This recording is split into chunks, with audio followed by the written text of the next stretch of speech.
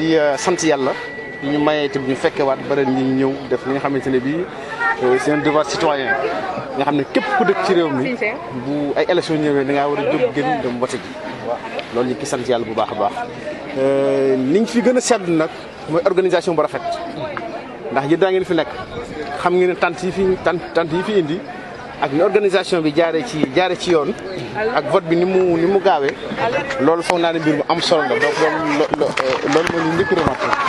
beneen bi aussi gis nañ ne am na ak dal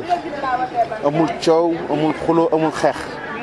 gisuma kenn koo xam nekk na ci biti di influence di wax lu mu warul wax kon mel ne kenn ku nekk ci acteurs yi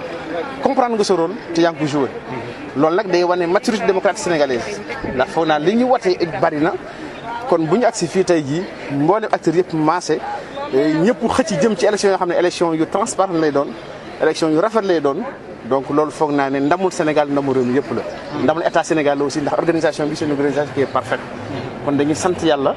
ginnaaw boo xam ne def nañ ko di ñaan aussi ñëpp rek def lu mel nii su ko defee ne bi incha allah réew mi gën a dem ci kanam ci wàllu démocratie. par rapport à élection yi ndax askan bi génn na ko.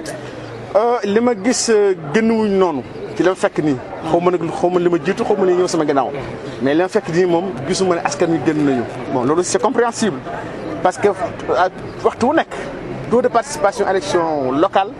day gën a néew fuuf taux de participation élection législative wala élection présidentielle kon loolu nekk loo xam ne lu bees la. mais li am solo rek mooy ñi nga xam ne am nañ conscience ci enjeu yi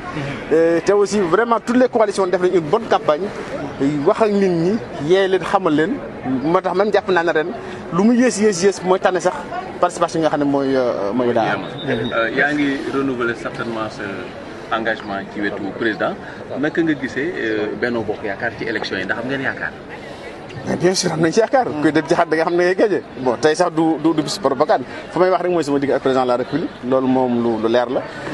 dem naa ngir ñu ñëw campagne naa fa dem naa Dakar campagne naa fa fii aussi participé naa ci zone Ndarko Cheikh Diagne mi ngi nii may naa leen xaalis sama nit ñëpp laan Ndiaye mi ngi nii moom ma dirige fi donc loolu amul lenn la ñuy lam-lamee li ñu ci war def ñu ngi koy def